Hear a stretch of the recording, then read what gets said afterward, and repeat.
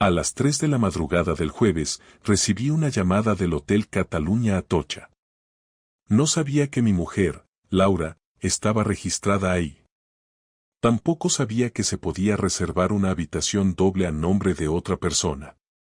Y mucho menos me imaginaba que, mientras yo trabajaba en turno de noche arreglando la climatización de un centro comercial, ella estaba a 10 minutos de casa compartiendo cama con alguien más.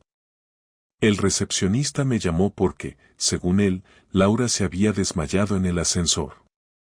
Alguien la encontró tirada en el suelo, medio consciente, y al parecer, su móvil tenía mi número como contacto de emergencia.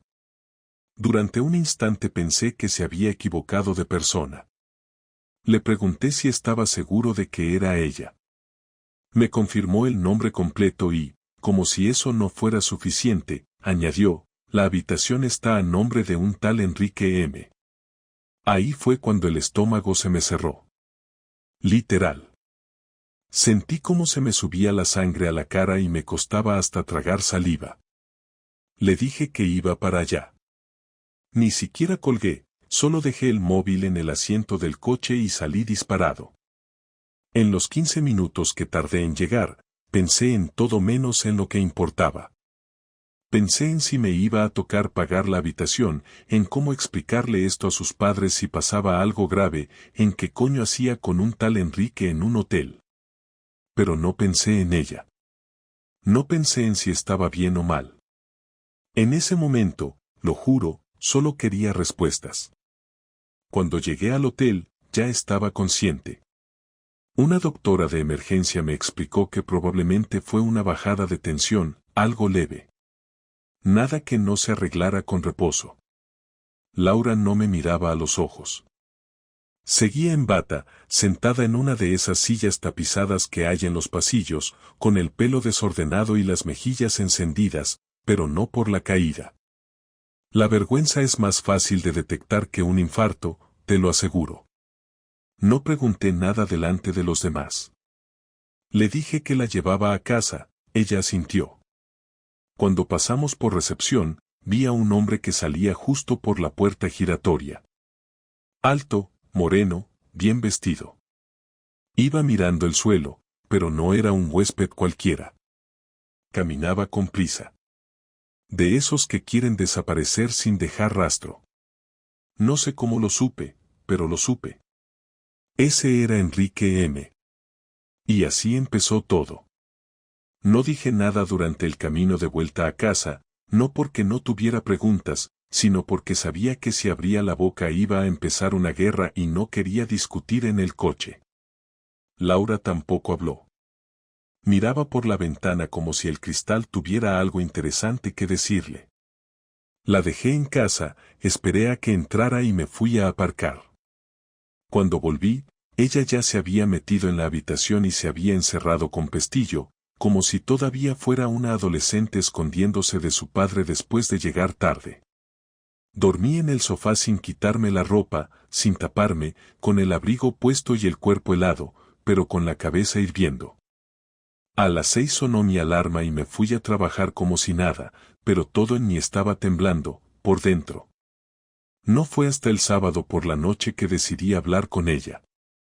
Habíamos pasado 2 días evitando mirarnos, hablándonos lo justo para no cruzarnos, casi como si compartiéramos piso con extraños.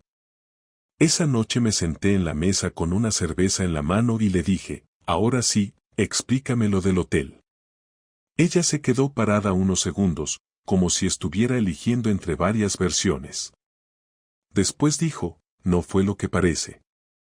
Yo no dije nada, esperé. Me quedé a dormir porque se nos hizo tarde. Estaba con unos compañeros del trabajo celebrando que cerramos un proyecto, y bueno, tomé algo de más. No lo dijo con convicción, lo dijo como quien lee un texto memorizado para un examen oral. Yo solo dije, ¿quién es Enrique? Y ahí empezó a caerse todo. No tenía un plan. Tampoco tenía una estrategia. Solo quería que dijera algo que no sonara a excusa barata, pero lo que hizo fue aún peor. Me miró con esa cara que usaba cuando discutíamos por alguna tontería, como si lo mío fuera una exageración, como si estuviera harto de mis inseguridades inventadas. Enrique es un amigo. Fue quien me acompañó porque los demás se fueron antes. Y ya está. No hay más. ¿Y por qué estaba registrada la habitación a su nombre? Ahí se encogió de hombros. Porque él la reservó. Yo ni sabía que la iba a poner a su nombre.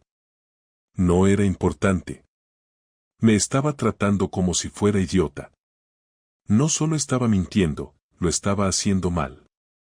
Se notaba en los gestos, en cómo respiraba, en cómo buscaba terminar rápido la conversación.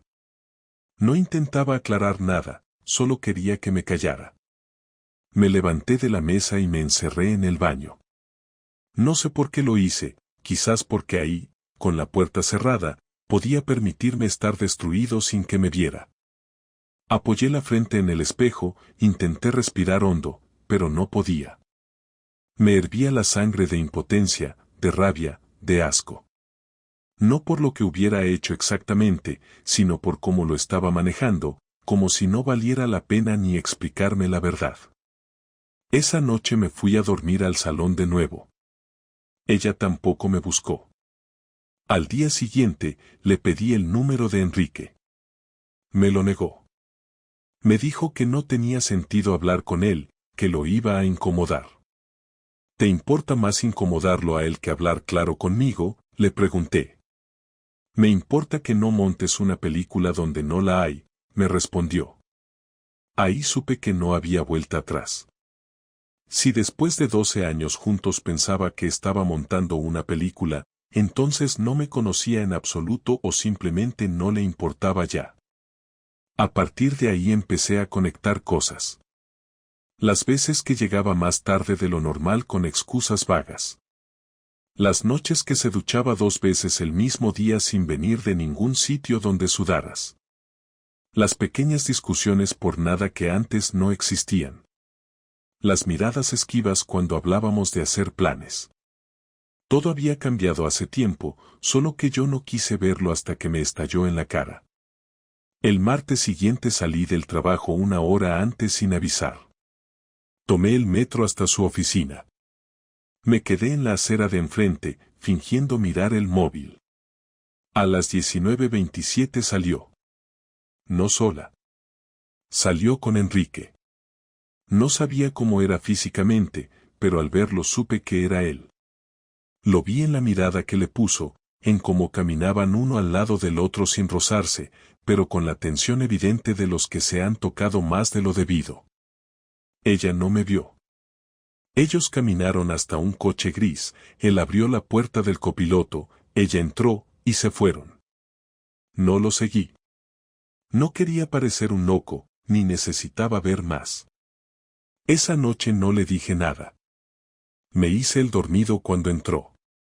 Ella se duchó en silencio, se metió en la cama, y se quedó de espaldas. Lo que me dolía no era solo lo obvio, era que ya no había ni una mínima intención de cuidar el daño. No me pidió perdón, no intentó explicar nada. Solo estaba esperando que se me pasara. Pero no se me pasaba. 2 días después volví a plantarme en su trabajo. Esta vez entré al edificio y pedí hablar con Enrique. Dije que venía de una empresa de climatización que necesitaba verificar un tema de mantenimiento con él. Me hicieron pasar a recepción y esperé. Cuando apareció, no dije ni hola. Le solté, ¿llevas mucho tiempo follándote a mi mujer? Se quedó pálido. Literal. Como si le hubieran vaciado la sangre del cuerpo. Me pidió que saliéramos a la calle. Lo seguí. En la acera me dijo, mira, no sabía que estabas casado con Laura, yo. No me interesa lo que no sabías, sigue pasando o ya terminó. Se quedó callado. Eso era suficiente. No le pegué, aunque me dieron ganas. Me fui caminando sin mirar atrás. No tenía más que confirmar. Volví a casa y ella estaba en el sofá viendo una serie como si nada. Me senté frente a ella y le dije, ya hablé con Enrique. Su cara cambió de color en medio segundo. ¿Qué hiciste? Lo que tú no te atreviste. Preguntar directamente. Se quedó en silencio. ¿Sabes qué es lo que más me jode? Que no hayas tenido ni los cojones de decírmelo tú. Que ni siquiera intentaras dejarlo antes de que yo me diera cuenta. Que estés aquí, en el sofá, mirando Netflix como si no pasara nada mientras yo me estoy desmoronando desde hace días. Ella intentó justificarse. Balbuceó algo sobre sentirse sola, sobre que las cosas entre nosotros ya no eran igual, que no sabía cómo explicarlo. Pero ya no importaba. No era solo lo que hizo, era cómo lo escondió, cómo me dejó fuera, como si yo no tuviera derecho ni a sospechar. Y ahí supe que esto no iba a arreglarse. Al día siguiente de haberle dicho que ya sabía todo, Laura se levantó temprano, se vistió y salió sin desayunar. Ni siquiera intentó hablar conmigo antes de irse. Yo ya había decidido que esa noche no dormiría en el sofá ni iba a callarme más. Tenía que soltarlo todo, con calma o sin ella, pero sin guardarme nada. Durante el día evité pensar demasiado, mantuve la cabeza ocupada con el trabajo, pero mientras revisaba unos conductos de ventilación solo pensaba en que ese piso ya no era un hogar, era una carcasa vacía donde dos personas fingían que seguían siendo pareja. Salí antes de tiempo y pasé por un supermercado, compré lo justo para que pareciera una cena normal y puse la mesa cuando llegué, no por cortesía, sino para no darle ninguna excusa para escapar a otra habitación. Cuando entró y me vio sentado, dejó el bolso en silencio. Se quedó quieta unos segundos como esperando a ver si yo decía algo. Le señalé la silla y dije, siéntate, vamos a hablar, pero esta vez en serio. No lo dijo, pero se le notaba el miedo en la cara, no al peligro físico, sino a lo inevitable. Me miró de frente y me soltó lo que ya sabía que venía, no quiero pelear contigo, estoy muy cansada. Le respondí que tampoco tenía ganas de pelear, pero que después de 12 años juntos merecía que me tratara con algo de dignidad. Le dije que podía mentirme si quería, pero que por lo menos no me tratara como si yo fuera un loco celoso. Se hizo un silencio largo antes de que abriera la boca. No hubo nada serio, fueron unas semanas donde yo me sentía mal y necesitaba distraerme, él solo fue alguien que estaba ahí. Me dolió más esa frase que cualquier otra cosa. Era como si yo fuera un mueble más del piso. Le pregunté que cuándo empezó. Dijo que hacía poco. Le dije que Enrique me había hablado en la acera 2 días atrás y que se le habían trabado hasta las vocales. Noté cómo se hundió en la silla y lo entendí, porque ya no tenía hueco para escapar. No grité, pero mi voz sonaba como si estuviera empujada desde lo más hondo del cuerpo. Me lo podrías haber dicho, hasta una ruptura me duele menos que tu silencio de estos días. Ella encendió el modo excusa. Tenía miedo de que reaccionaras mal, tú eres impulsivo y pensé que ibas a hacer algo violento. Le pedí que me diera un ejemplo en todos esos años donde yo hubiera sido violento con ella. No encontró ninguno. Entonces no uses eso para justificar lo que hiciste. Me contestó que no sabía qué decirme y que le costaba pensar cuando yo la presionaba. Le dije que a mí me costaba respirar desde la noche del hotel. Ahí explotó. Se levantó de la silla y empezó a recriminarme que yo tampoco era perfecto, que yo venía cansado del trabajo y no hablaba mucho, que llevaba meses sintiéndose sola, que no la escuchaba como antes, que vivíamos como compañeros y que ella se sentía invisible. Tú no eras así cuando te conocí, parecías otra persona hace años. Yo le respondí que la rutina nos come a todos, pero que eso no es motivo para acostarse con otro y luego volver a casa como si nada, porque una conversación incómoda es difícil pero no jode la confianza como lo que ella hizo. Le recordé que yo también había pasado momentos malos pero jamás busqué distraerme con otra persona, porque entendía que los problemas no se arreglan evadiéndose. La discusión se fue calentando. Ella dijo que me estaba juzgando desde una postura de superioridad moral y que eso era injusto. Yo dije que lo injusto era que yo estuviera cuidándola en un hospital y recibir una llamada desde un hotel donde se había registrado con otra persona. En ese punto se me acabó la paciencia. Le dije, te voy a preguntar algo y quiero que me lo respondas mirándome a los ojos. Ella tragó saliva. ¿Te acostaste con él en esa habitación? Tardó unos segundos en hablar, pero lo dijo claro, sí. Sentí como si los muebles se movieran un poco, pero seguí firme porque no quería parecer derrotado. Le pedí que me dijera cuántas veces y desde cuándo. Se negó. Dijo que no quería entrar en detalles. Insistí. Ahí fue cuando se puso a llorar, no el llanto desbordado de dolor genuino, sino el llanto controlado de quien quiere desactivar un conflicto con eso. Le dije que las lágrimas ya no servían porque lo que yo sentía era algo más que tristeza.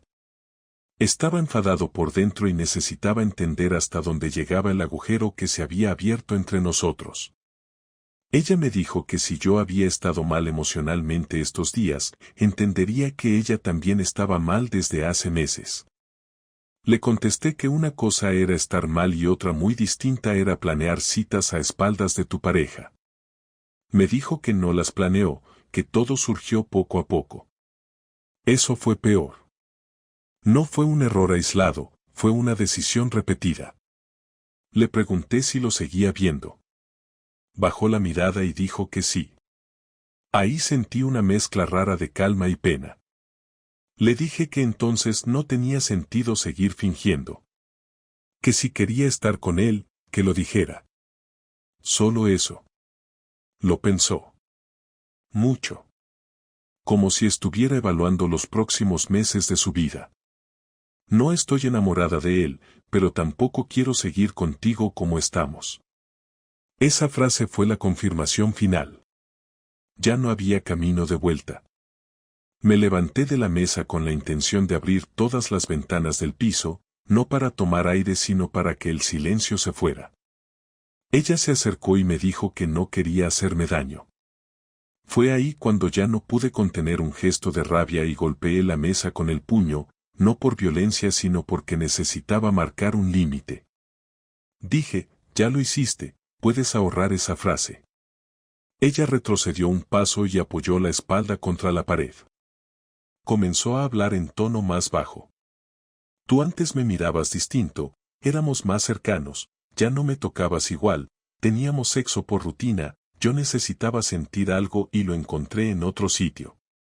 No dije nada durante medio minuto. La miré bien. No reconocía a esa mujer. Le dije que si necesitaba sentir algo podría haber usado cualquier opción, terapia, discusiones, viajes, conversaciones, lo que fuera, pero no esta. Me respondió que yo no entendía lo que era sentirse muerta por dentro.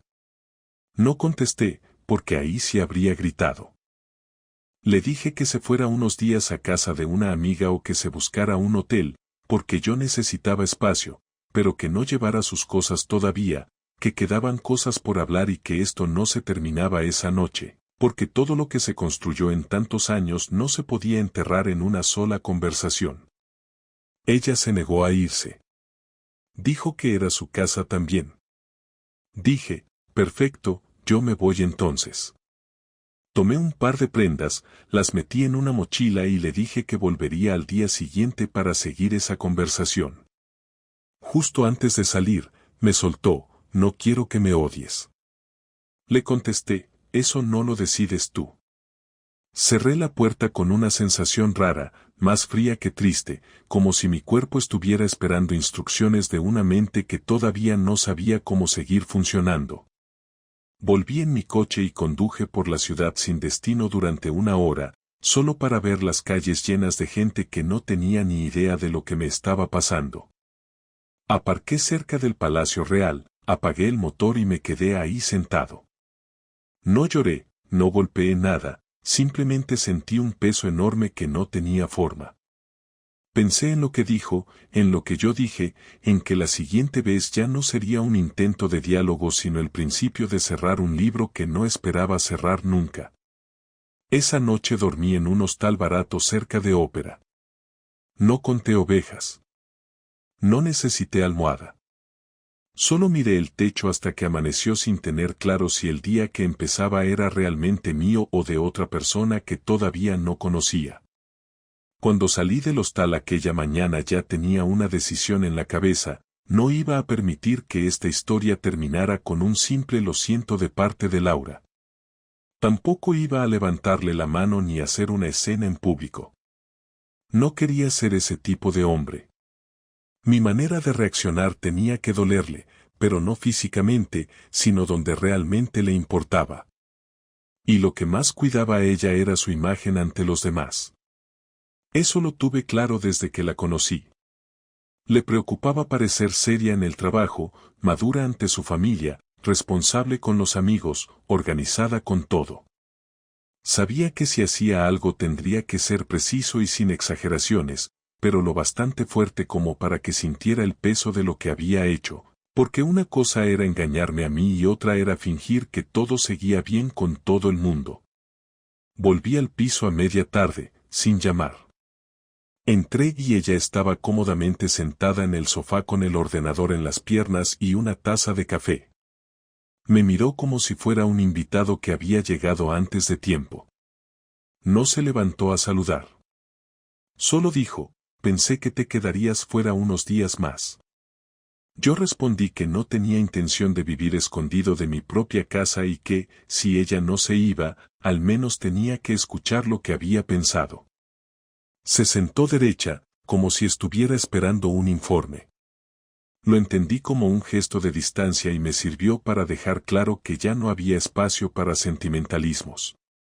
Abrí el portátil en la mesa y le mostré un documento.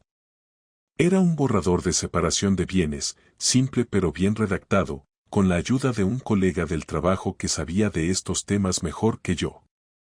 Ella lo leyó entera en silencio. No era un divorcio todavía, pero los pasos estaban marcados. La idea era que empezáramos a vivir separados aunque siguiéramos casados legalmente por el momento. Vi en su cara un gesto de incomodidad real. No esperaba que yo estuviera tan organizado. Quizás imaginaba que yo iba a encerrarme a llorar o a insultarla sin rumbo. Le dije: si quieres estar con otra persona, yo lo acepto, pero no voy a permitir que finjas seguir aquí mientras vives otra vida paralela. Y como dijiste que no estabas preparada para irte, yo ya preparé esto. En lugar de enfadarse, soltó: no hace falta que lleves esto tan lejos. Le respondí que ya lo había llevado tan lejos ella. Hasta ese momento no había sentido que realmente asumiera responsabilidad. Me dijo que estaba dispuesta a hablar bien del tema, que podríamos hacer una terapia de pareja, que solo necesitaba tiempo para entenderse a sí misma y no quería destruir lo que habíamos construido.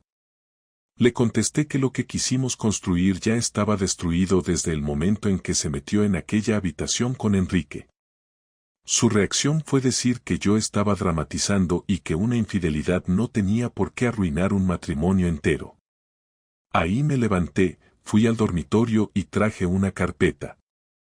Dentro había un pendrive. Le dije: tengo fotos del hotel y copias de mensajes de los últimos días entre tú y él. Mejor que esto lo hablemos con calma porque tú decidiste que todo esto empezara así, no yo. La expresión en su cara cambió como nunca antes. Se puso pálida, respiró hondo y por primera vez la vi nerviosa de verdad. Se levantó del sofá y me dijo: ¿los vas a usar contra mí? Respondí que no tenía ninguna intención de chantajearla. El pendrive era solo un recordatorio de que no estaba hablando de suposiciones. Pero tenía claro que no iba a quedarme callado frente a su familia ni frente a las personas que parecían creer que nuestra vida era perfecta. En Madrid las apariencias pesan, y ella las cuidaba como oro. Yo dije: voy a contárselo a tus padres y a tu hermana. No pienso callar. No voy a disfrazar tu traición como un problema de comunicación. Las cosas se dicen como son. Ella dijo que eso era una crueldad. Le respondí: lo cruel fue acostarte con él mientras yo trabajaba de noche para pagar este piso. No gritamos, pero la tensión se volvió más pesada que cualquier bronca fuerte. Ella empezó a suplicar que no dijera nada a su familia. Ahí entendí que había encontrado su punto débil. No necesitaba insultarla, ni llorar, ni suplicar comprensión. Solo necesitaba que cargara con lo que había hecho. Le dije, esto no es venganza, es la verdad. Y la verdad no se oculta solo porque te incomoda. Ahí sí lloró. Pero no el llanto que busca compasión, era un llanto de preocupación real por su imagen. Me confirmó que era eso lo que más le dolía. No la ruptura, no el engaño, no el daño hecho, sino lo que otros iban a pensar. Esa noche dormí en la cama. Ella se fue al sofá. No intercambiamos una sola palabra más.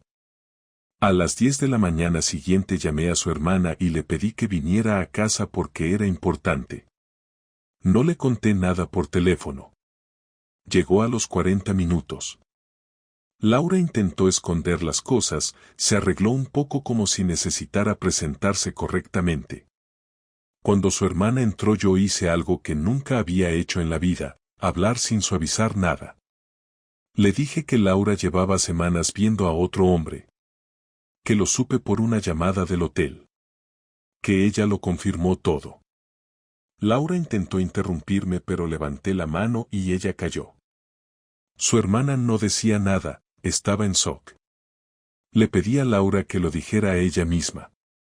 Al principio se negó. Yo insistí.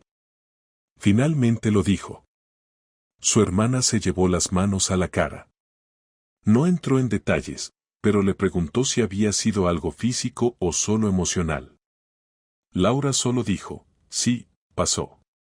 La hermana no lloró. Hizo algo que me sorprendió.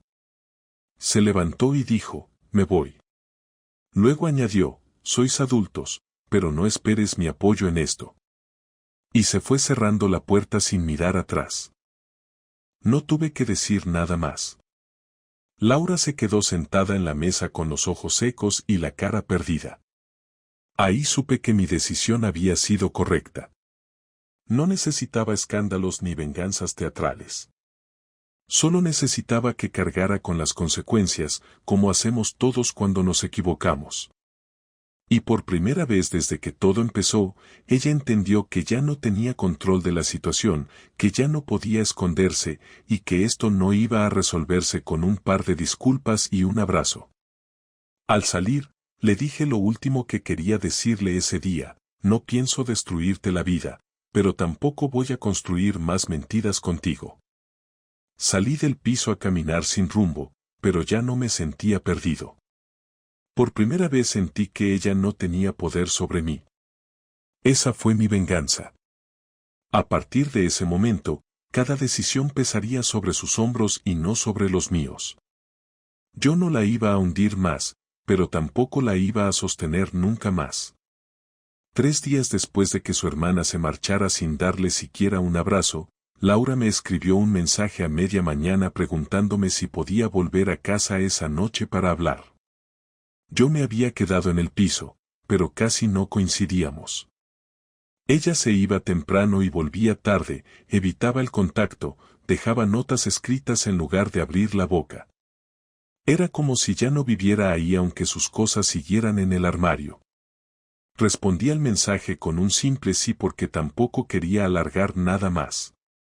Esa misma tarde dejé todo preparado para esa conversación, no había televisión encendida, no había platos sucios, no había música, no había nada más que 2 sillas enfrentadas y el silencio necesario para cerrar una historia de verdad. Cuando llegó, no se quitó ni el abrigo. Se sentó con el bolso en las piernas y las manos entrelazadas. La miré unos segundos antes de hablar, no por dramatismo, sino porque necesitaba confirmar que ya no quedaba nada en su expresión que me confundiera. Y no quedaba.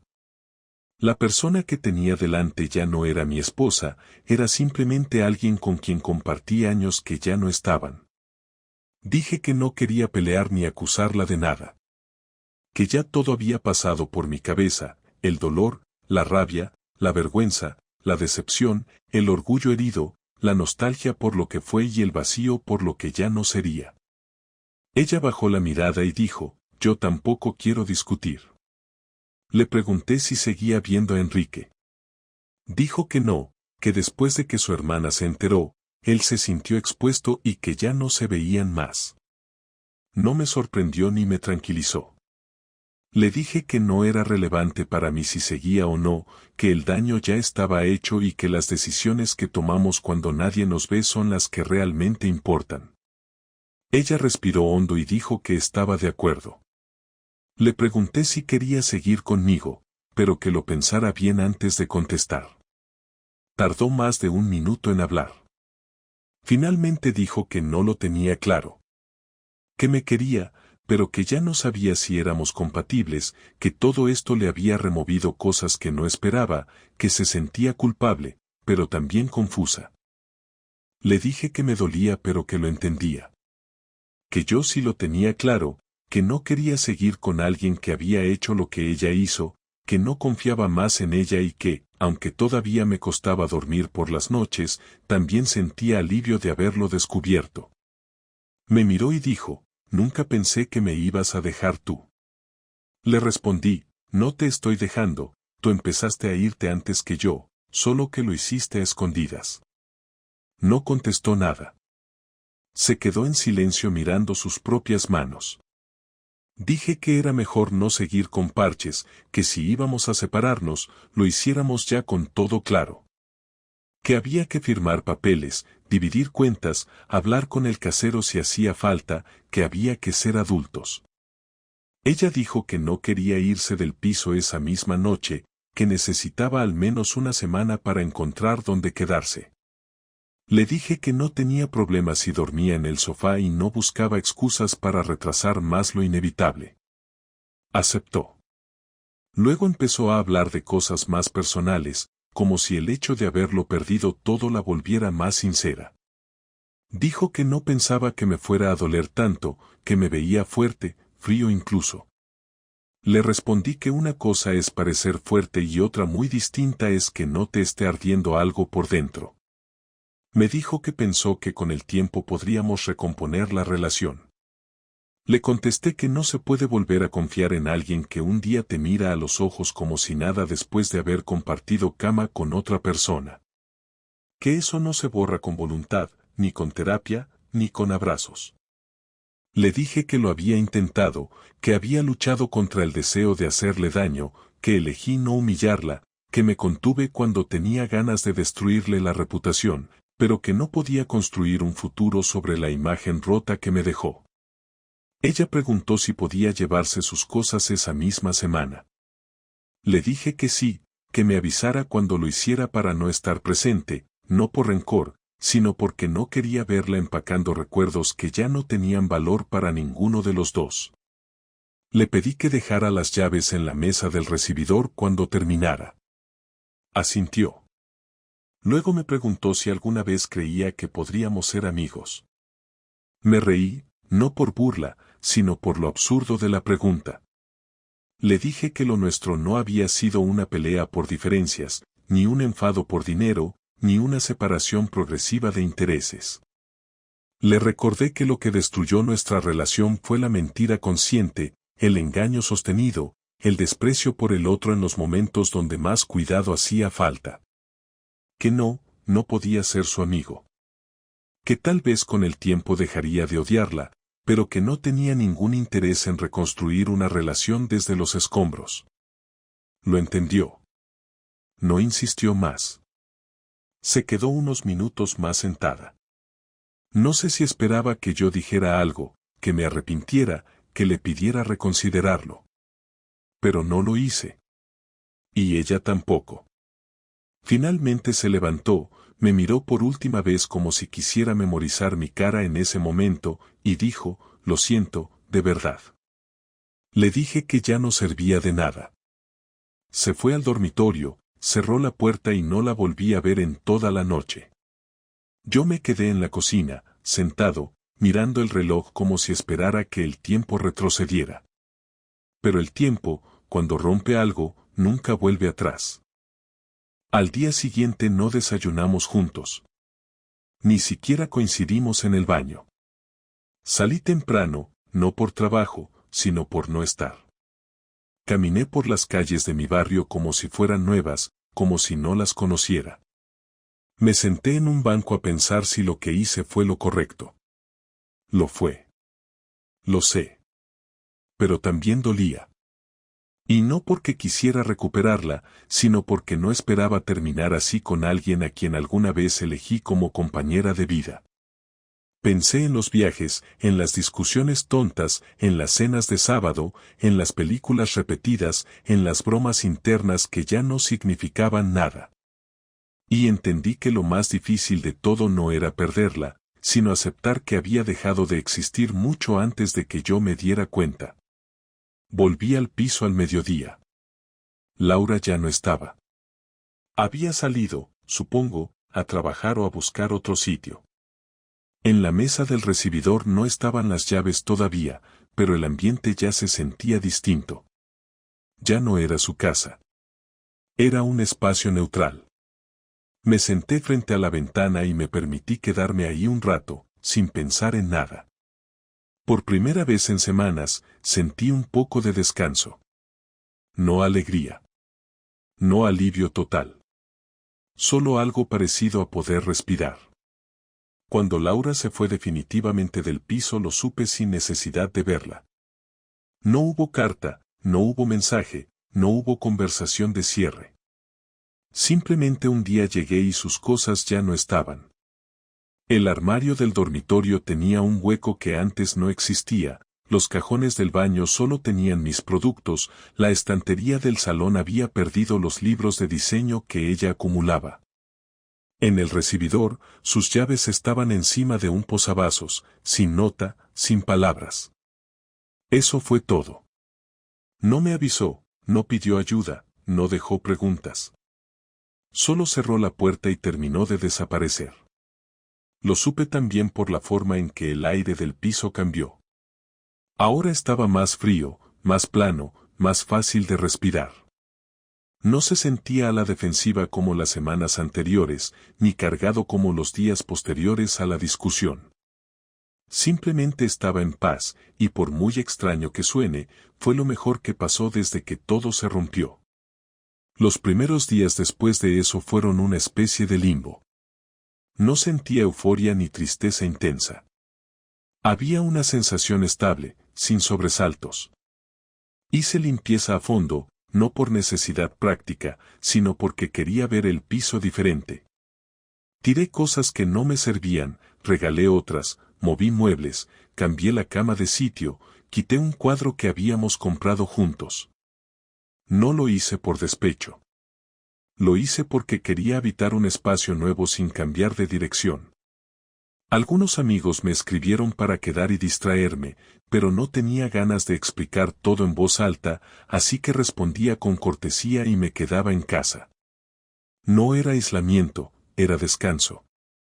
Durante semanas había estado durmiendo con la mandíbula apretada y el cuerpo en tensión. Ahora, por fin, dormía 7 horas sin despertarme en mitad de la noche preguntándome qué más faltaba por descubrir. No volví a hablar con ella. No me escribió, no llamó, no preguntó nada. Supuse que estaría rehaciendo su vida a su manera. Quizás estaba con Enrique o quizás no, pero ya no era asunto mío. Yo tampoco la busqué. Ni por orgullo ni por estrategia. Simplemente no tenía nada más que decirle. Lo que habíamos construido se había agotado. No quedaban ni las ganas de reconstrucción. Y a mí eso me dio cierta tranquilidad. Lo que más miedo me daba al principio no era que me hubiera engañado, sino que yo quedara atrapado en la duda permanente de si debía darle otra oportunidad. Pero no fue así. Se fue, y yo no sentí deseo de que volviera. A veces me preguntaba si eso era frialdad o claridad. Con el tiempo entendí que no era ninguna de las dos cosas, era consecuencia. Uno llega al final de algo cuando ha pasado por todo lo que tenía que pasar y ya no encuentra razones para quedarse. Eso fue lo que me pasó. No tuve una epifanía, no tuve una revelación. Solo vi que no quedaba nada que sostener y decidí no seguir empujando una puerta que ella ya había cerrado desde antes. Con el tiempo, me acostumbré a la nueva rutina. Cocinaba para uno, me ocupaba del piso a mi ritmo, elegía la serie sin negociar el mando, dormía con la puerta abierta, hacía la compra sin pensar en otra lista. Los fines de semana los usaba para pasear por Madrid, no con el ánimo de distraerme sino con la intención de volver a mirar la ciudad con otros ojos. Volví a quedar con amigos poco a poco. Algunos sabían la historia, otros solo sabían que me había separado. No di detalles. No por protegerla a ella, sino porque no quería repetir una versión de los hechos como si necesitara convencer a nadie. Lo que pasó ya estaba resuelto para mí. No me hacía falta validación ni compasión. Me bastaba con haber tomado una decisión que me dejó en paz. Un mes después del último día que la vi, me encontré con su madre en la calle. Fue accidental, en el barrio de siempre, en la salida de una frutería.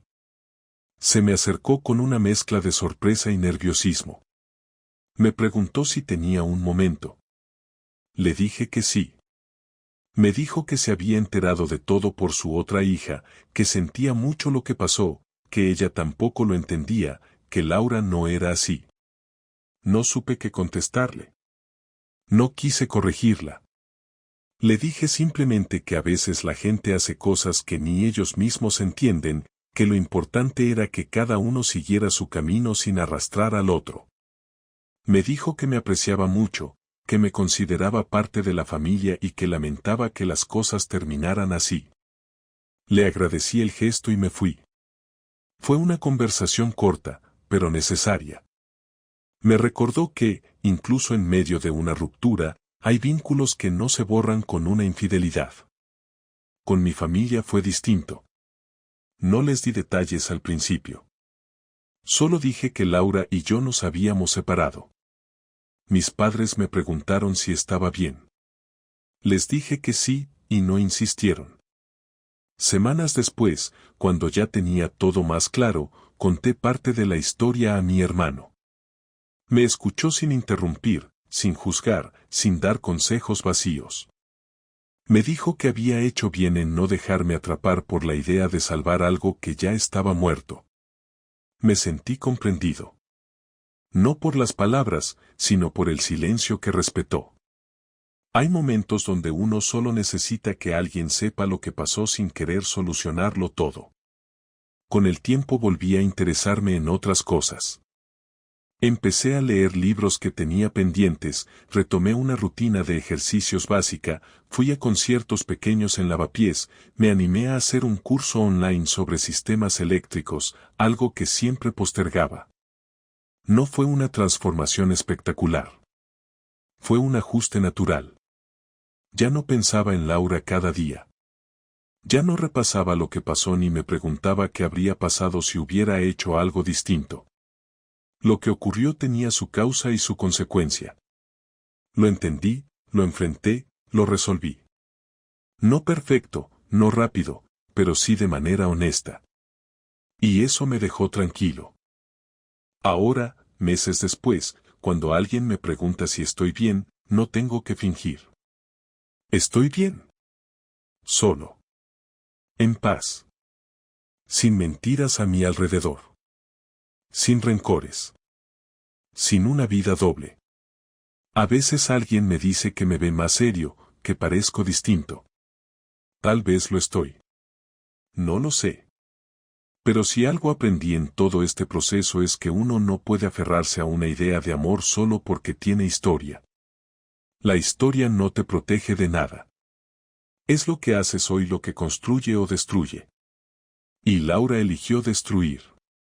Yo elegí no seguir donde ya no era bienvenido. ¿Me enamoraré otra vez? No lo sé. No tengo prisa.